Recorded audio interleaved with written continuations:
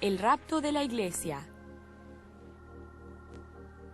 Si tienen sus Biblias, busquen conmigo en el primer libro de Tesalonicenses. Voy a leer del capítulo 4,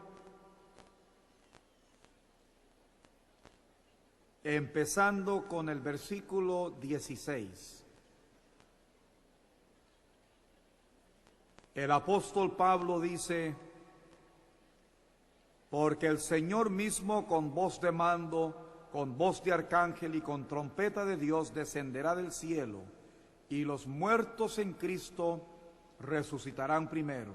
Luego nosotros, los que vivimos, los que hayamos quedado, seremos arrebatados juntamente con ellos en las nubes para recibir al Señor en el aire, y así estaremos siempre con el Señor. Por lo tanto, alentaos los unos a los otros con estas palabras. En cualquier momento, no queda escritura por cumplirse, en cualquier momento, la trompeta de Dios sonará y Jesús regresará. Sobre eso es que quiero hablar hoy, el rapto de la iglesia.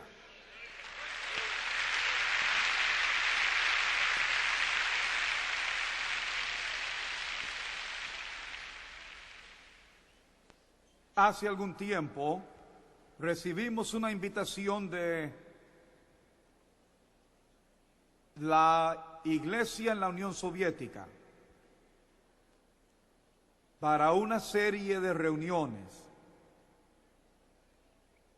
Ministramos en Moscú, en Minsk, en Siberia.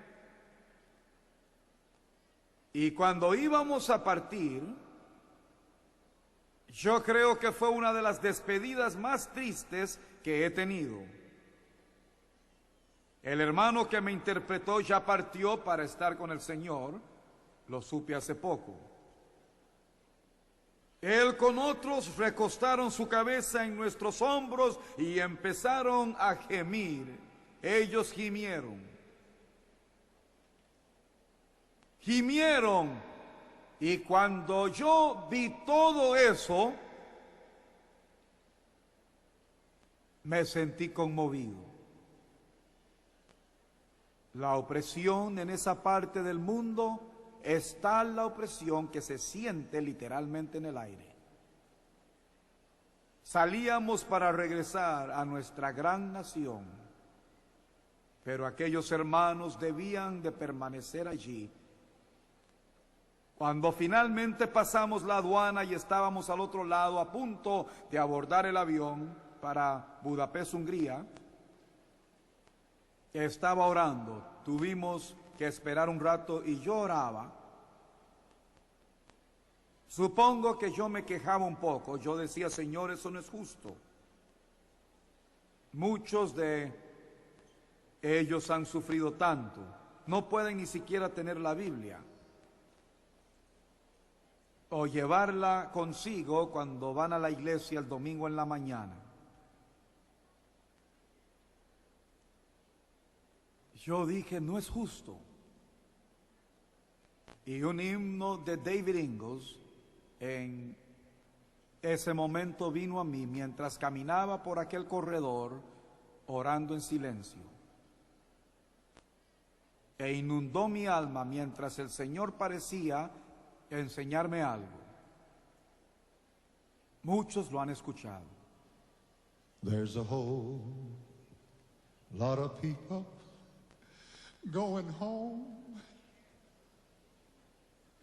By the sands of time, it won't be very long. In the twinkling of an eye, we'll soon be gone.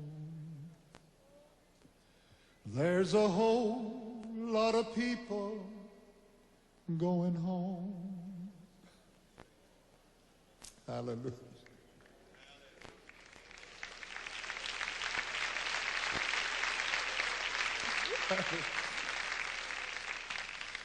Hallelujah. There's a whole lot of people going home. Charlie, vendrá gente de todas las naciones. By the sands of time, it won't be very long. Pablo lo escribió. In the twinkling of an eye, we'll soon be gone.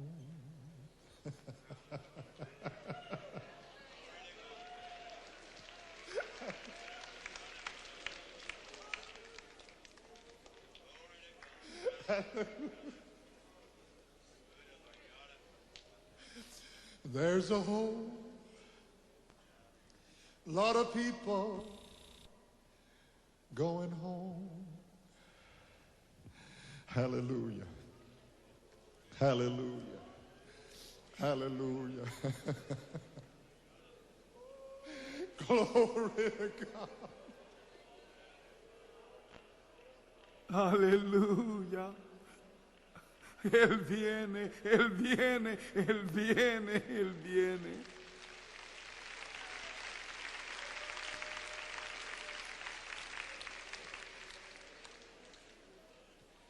I can see them seated round the table, almost ready to say, come, knowing well there will be no vacant settings. I like that. For the rest of the families coming home.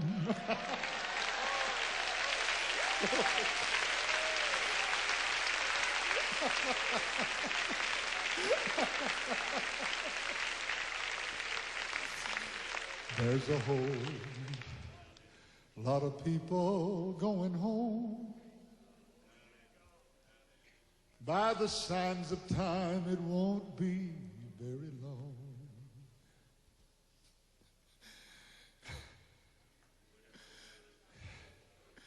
In the twinkling of an eye, we'll soon be gone. That's what he told me. There's a whole lot of people going home. Dice, es el resto de la familia. Gloria a Dios.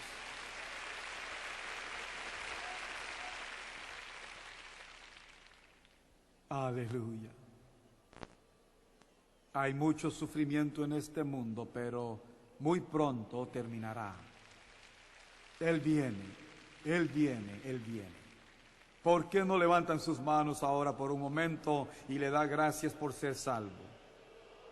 Gloria a Dios. Aleluya.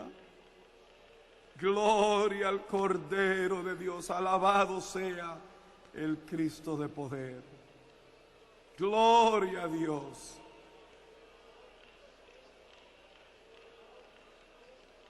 Gloria a Dios.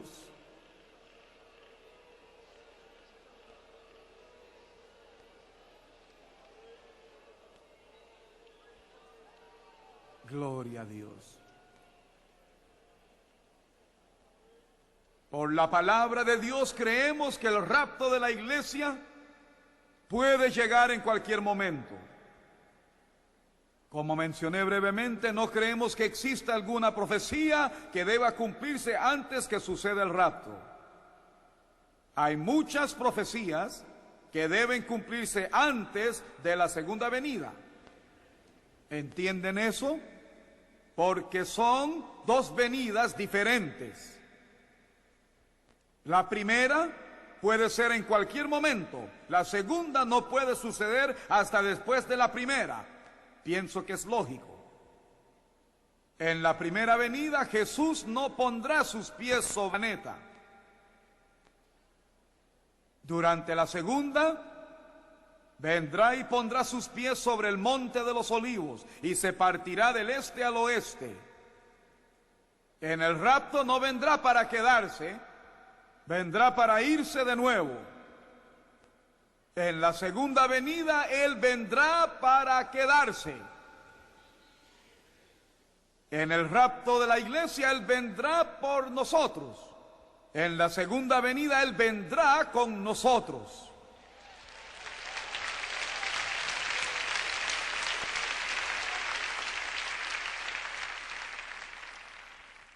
hay una gran diferencia en las dos venidas. Antes de que la segunda venida pueda tomar lugar, el período de la gran tribulación será como una explosión de furia infernal sobre esta tierra. Jesús dijo, porque habrá entonces gran tribulación, cual no la ha habido desde el principio del mundo hasta ahora, ni la habrá. Él la llama gran tribulación, terribles catástrofes que es difícil describirlo. Vendrán sobre este planeta, el agua se tornará en sangre, los demonios vendrán en esta tierra, muerte, guerra, juicio y hambre. Reconozco que no suena muy bien, es totalmente opuesto a la doctrina del dominio o del reino que dice que todo irá mejorando cada vez más y más. Quiero recordarles que yo no predico lo que desean escuchar, sino aquello que dice el Señor.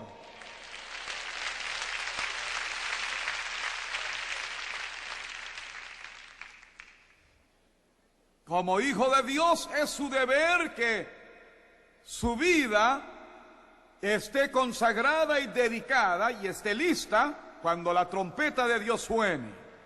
Al instante, en un momento, en un abrir y cerrar de ojos, seremos transformados. Lo corrupto se vestirá de incorrupción, lo mortal de inmortalidad. Entre más tiempo pase, más ansias me dan. Algunas veces durante estas cruzadas me siento tan cansado físicamente que al salir del recinto casi no puedo caminar. Mis piernas se sienten debilitadas. Siento que este cuerpo físico envejece. Pronto la corrupción será vestida de incorrupción. Lo mortal se vestirá de inmortalidad. Gloria a Dios, seremos transformados en un momento, en un abrir y cerrar de ojos. No tendré que usar lentes, ya nunca más tendré que usarlos. No nos molestará la espalda, tampoco sufriremos del estómago. La vista será clara y nuestra mente ágil, porque Jesucristo transformará este cuerpo, la iglesia del Dios vivo.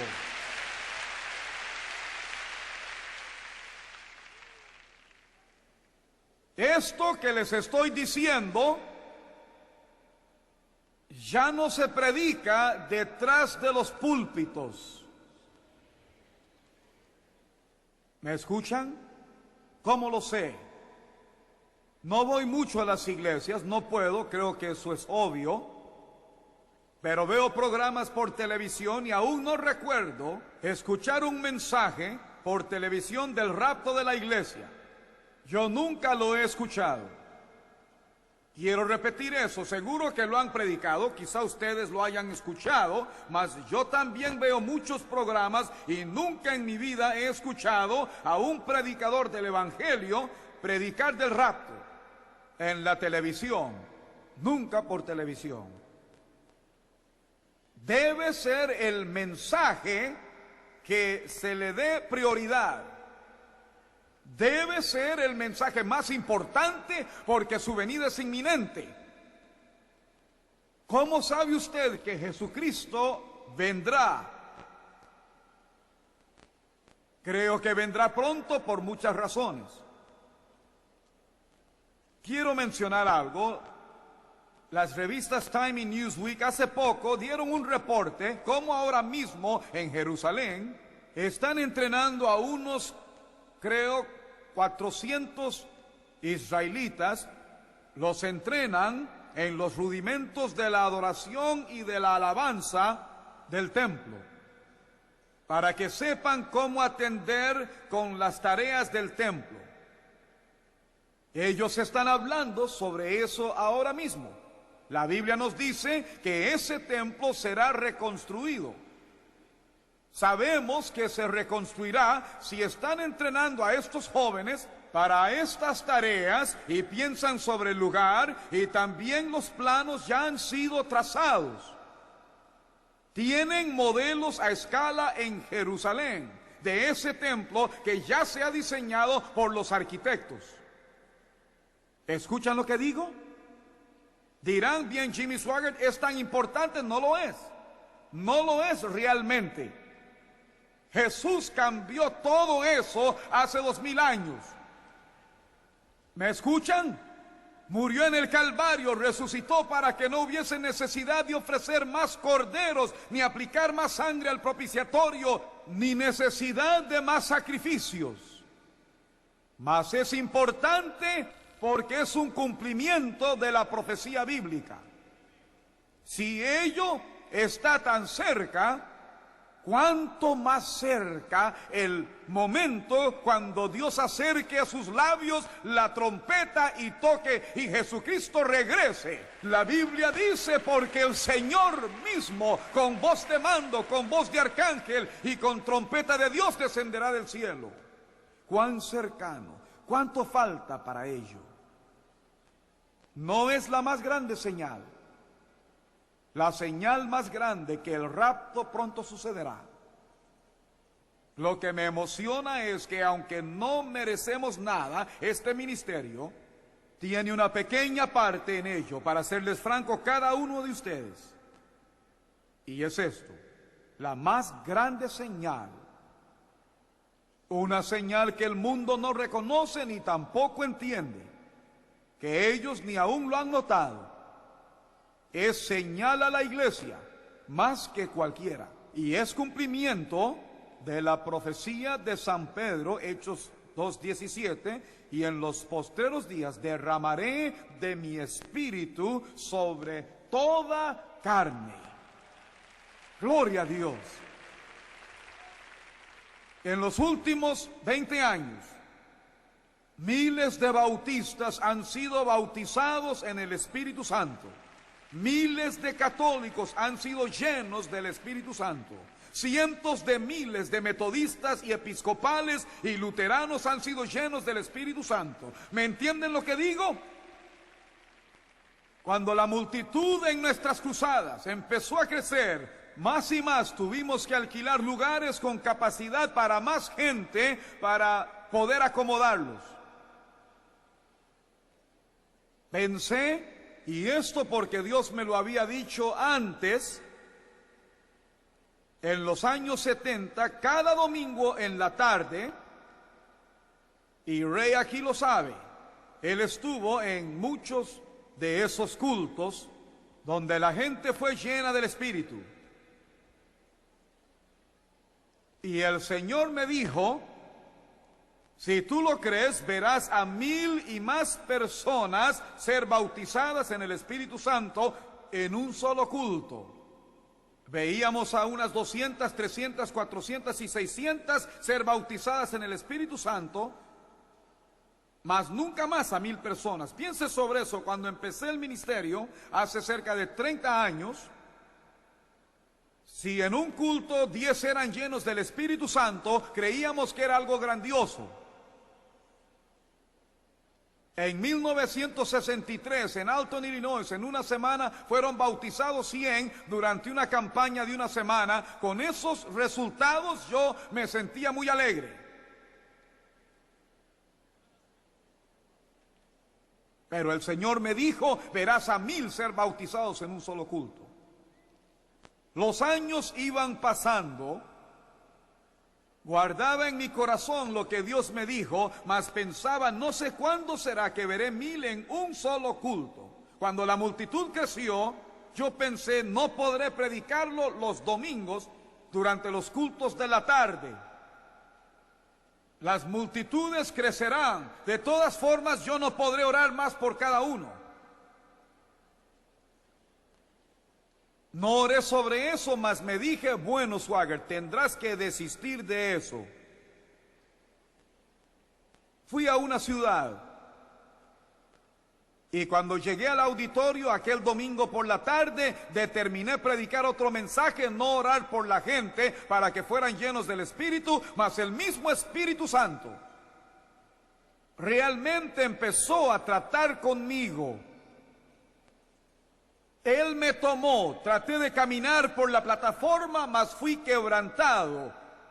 Fue en Greenville, Carolina del Sur.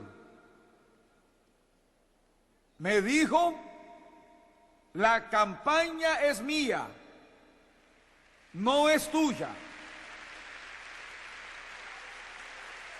Me pertenecen a mí.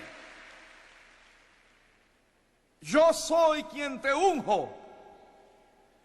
Sin mí tú no puedes hacer nada. Quiero decirles algo, un predicador sin el bautismo en el Espíritu Santo es como un automóvil sin gasolina, como un avión sin motores, o es como el mundo sin el sol que lo calienta e ilumina.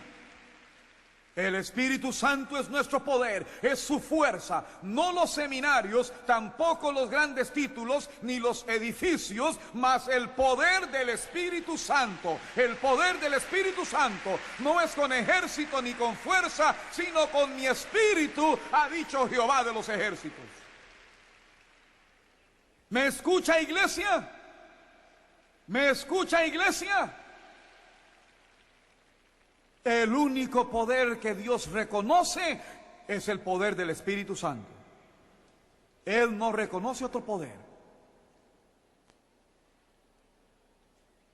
Aún veo aquella plataforma llena de gente. Puedo ver la gente que llenaba por completo el auditorio.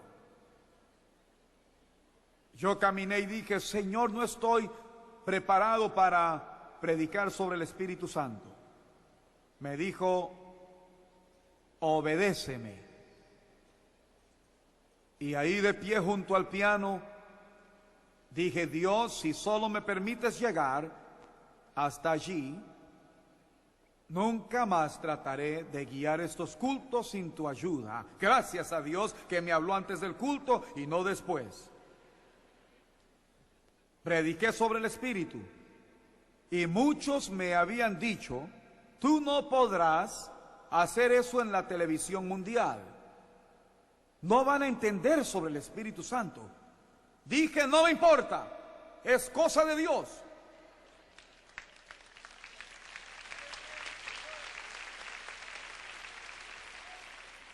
Cierto pastor me dijo hace algún tiempo, si sigue predicando como lo hace, muchos cristianos de diferentes iglesias no le ayudarán. Dije, si ellos no lo hacen, Dios levantará a otros que me ayuden. Porque voy a predicar la palabra del Dios Todopoderoso y no importa lo que digan las denominaciones, los demonios o el infierno mismo, no es mi evangelio, es su evangelio y es lo que ha dicho el Señor Dios.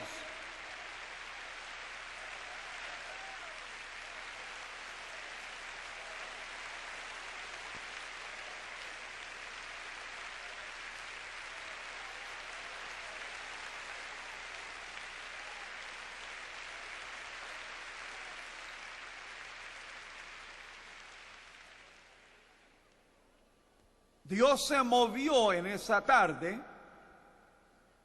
fue como una ola de la gloria del Espíritu Santo sobre aquel lugar. Fue como una lluvia que cayó ahí. Unos 6 meses después, empezó una cruzada en el Madison Square Garden.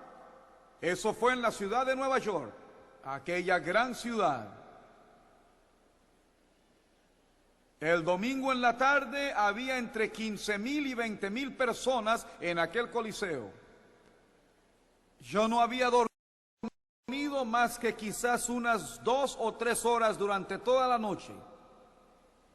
Yo no sabía qué pasaba en el mundo espiritual.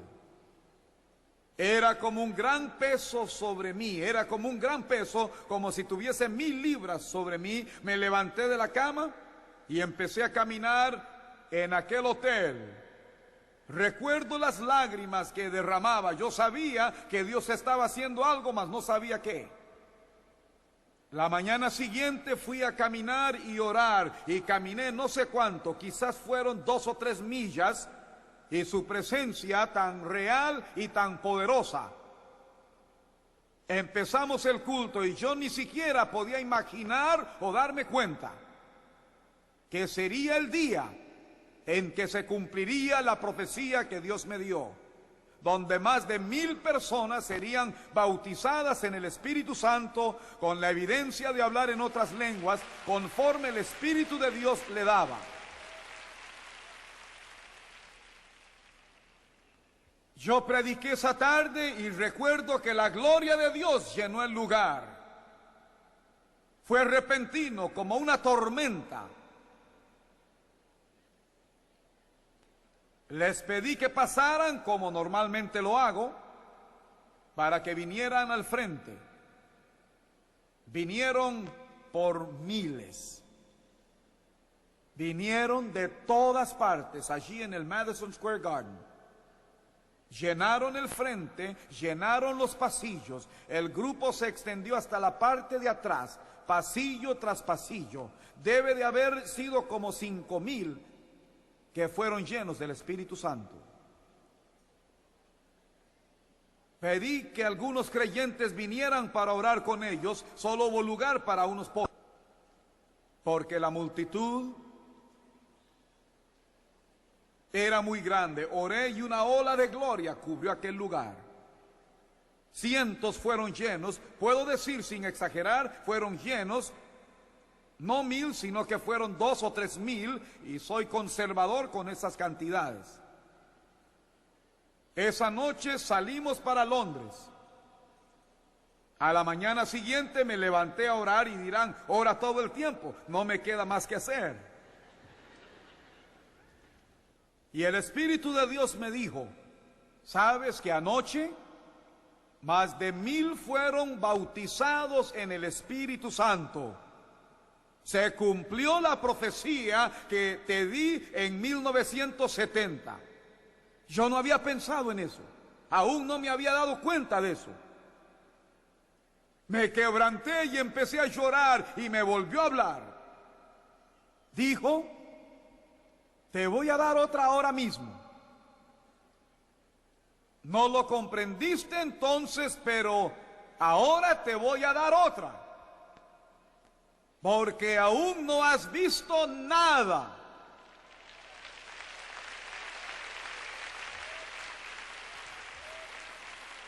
Llenaré a más de 10,000 personas en un solo culto con el poder del Espíritu Santo.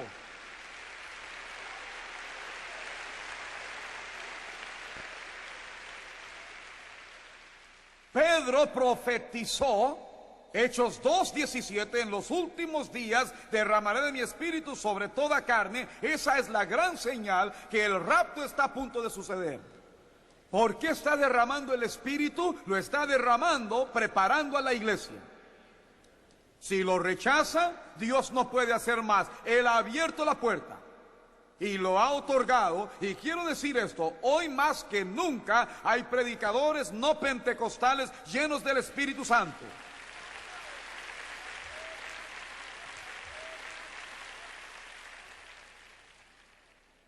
Cada vez que una persona, no importa quién sea, ora hasta empezar a hablar en otras lenguas conforme el Espíritu le da que hable, es señal a todo el mundo que Jesús vendrá pronto. La trompeta sonará. Él está preparando a la iglesia, está preparando a su pueblo, está preparando a su cuerpo. Él los prepara, es el único que puede preparar a la iglesia. No son los seminarios, los colegios bíblicos o predicadores, sino el Espíritu Santo, el único que puede preparar a la iglesia de Dios.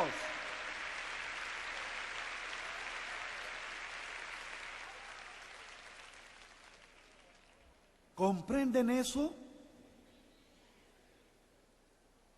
Muy bien. Hay una división entre el cristianismo y el mundo, el cristianismo y el mundo.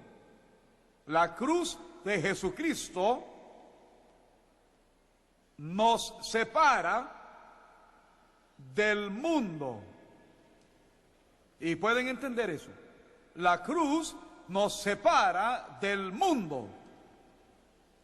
El bautismo en el Espíritu Santo nos separa de la religión muerta y sin vida. ¿Lo entienden?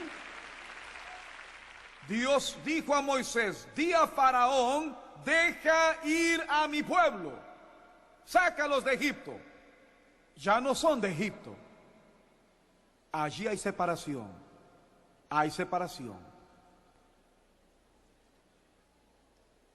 Yo debo predicar sobre algo, lo he estado haciendo a un lado durante todo el mensaje. No quisiera predicarlo, no me gusta. Después que lo escuchen, preferirán que no lo hubiese hecho.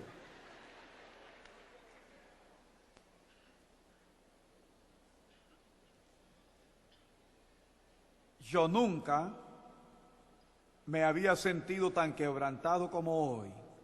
Nunca había sentido una carga así.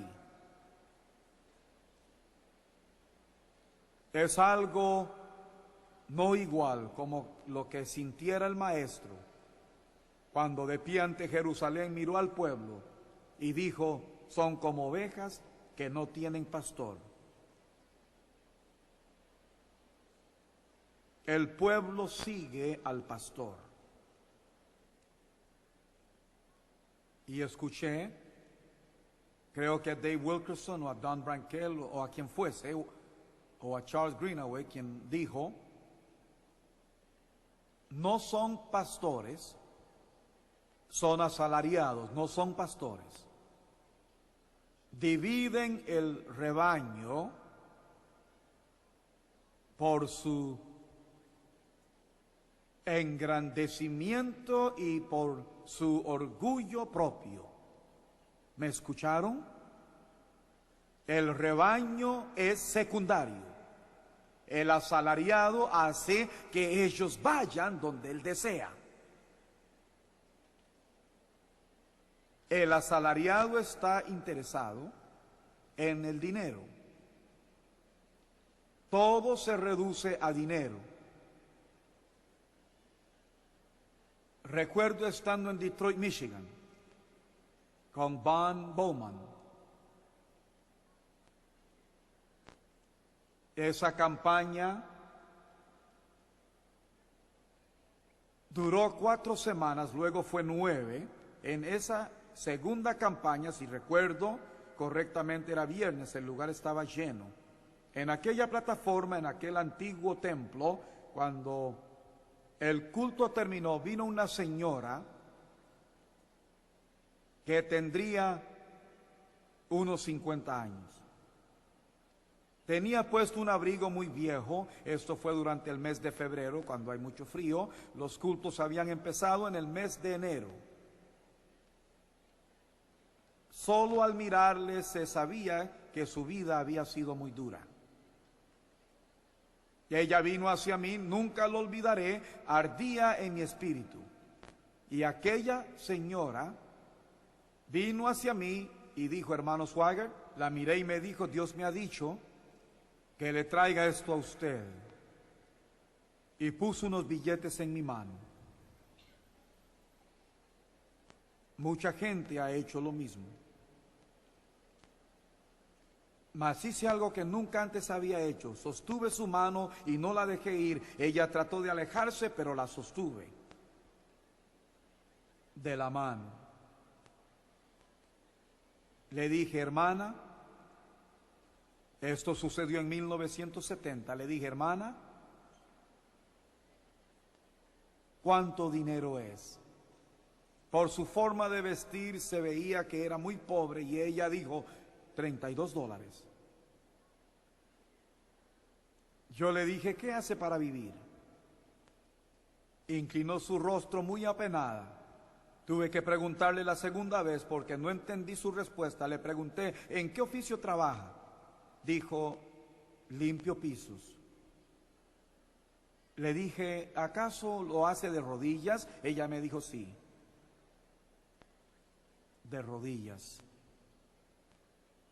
Le pregunté: ¿cuánto dinero ganó esta semana? Dijo: $32. Le dije, y lo dio todo, y yo traté de devolvérselo. Por primera vez ella reaccionó y sus ojos brillaron. Y ella me dijo, no, no se lo estoy dando a usted, se lo doy a Dios.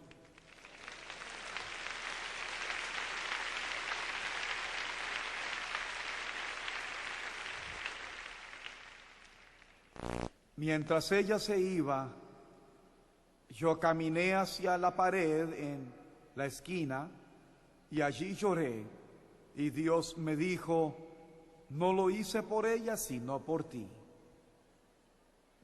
Millones y millones de dólares para mi obra llegarán a tus manos. Y si alguna vez usas mal ese dinero, no solo darás cuenta a mí en el juicio, mas darás cuenta a la persona que lo dio. Dinero, dinero.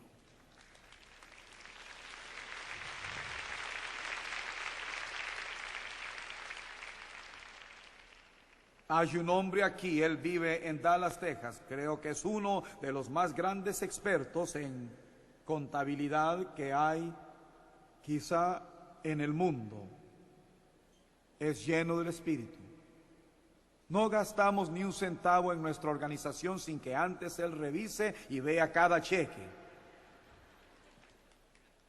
Si invito a un predicador a comer, debo poner su nombre en la parte de atrás del cheque para que él pueda inspeccionarlo. Yo tengo gran temor del dinero y temor de las mujeres.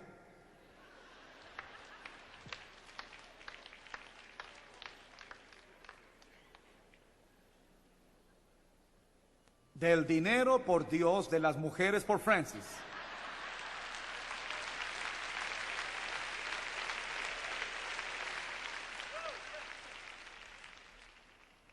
Ella me dice, si haces algo malo antes que Dios haga algo, yo te mataré.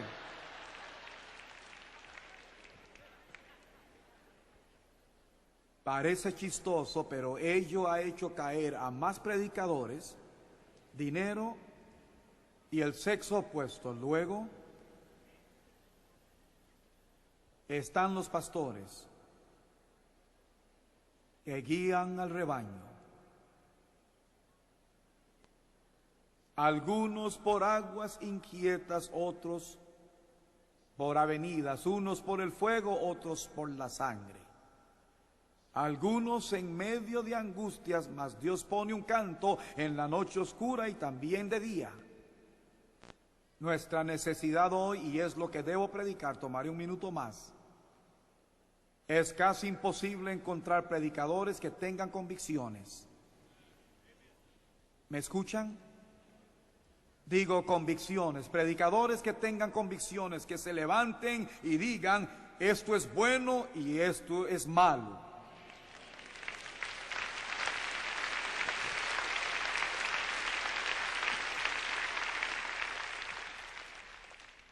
No recuerdo la última vez que escuché a alguien detrás de un púlpito y decir a la gente, sé que lo hacen, mas no he escuchado de un predicador por televisión que diga eso es malo. Segundo, se está haciendo difícil hallar predicadores que sean guiados por el Espíritu Santo. Esta mañana veía por la televisión a un predicador al que aprecio. Me quebranté. Escuché 30 minutos de música que realmente era cierta clase de rock, exhibiendo la carne.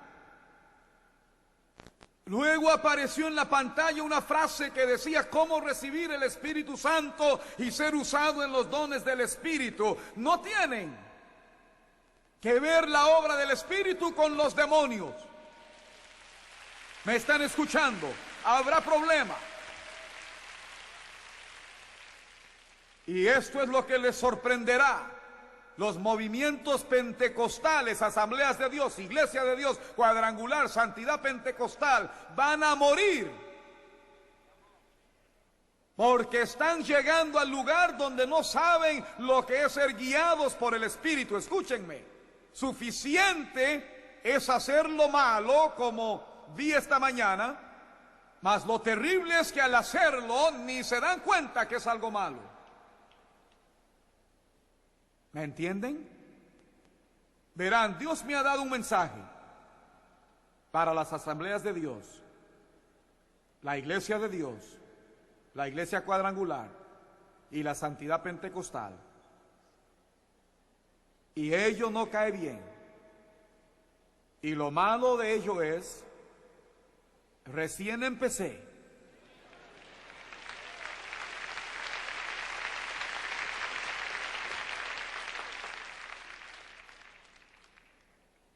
Para concluir,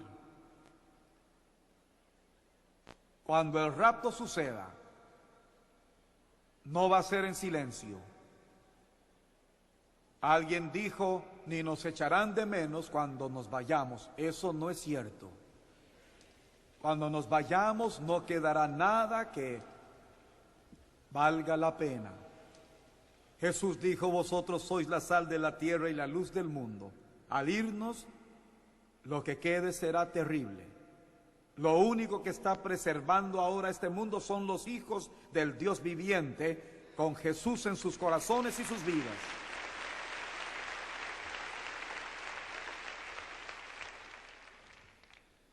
Muy bien.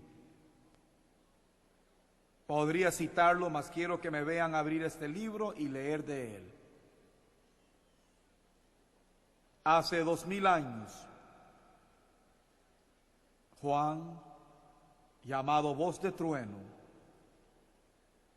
tenía unos 100 años de edad cuando escribió el libro de Apocalipsis.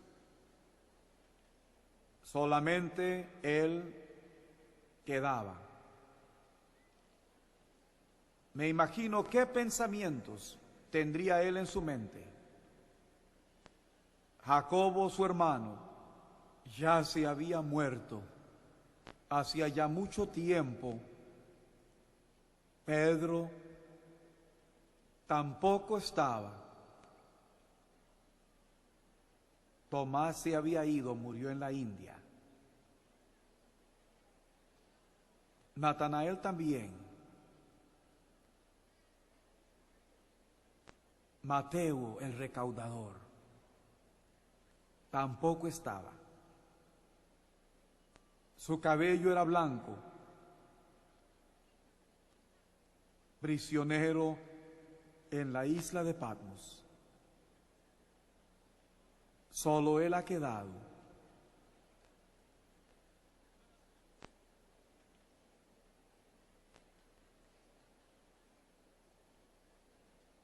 Jesús se le aparece otra vez. Le dice, soy el que vivo y estuve muerto, mas vivo por los siglos. Y cuando él cerrara aquel libro, el libro más amado que el mundo haya conocido, cuando escribió, y si alguno quitare de las palabras del libro de esta profecía, Dios quitará su parte del libro de la vida y de la santa ciudad y de las cosas que están escritas en este libro. El que da testimonio de estas cosas dice, ciertamente vengo en breve. Y Juan dijo, amén. Sí, ven.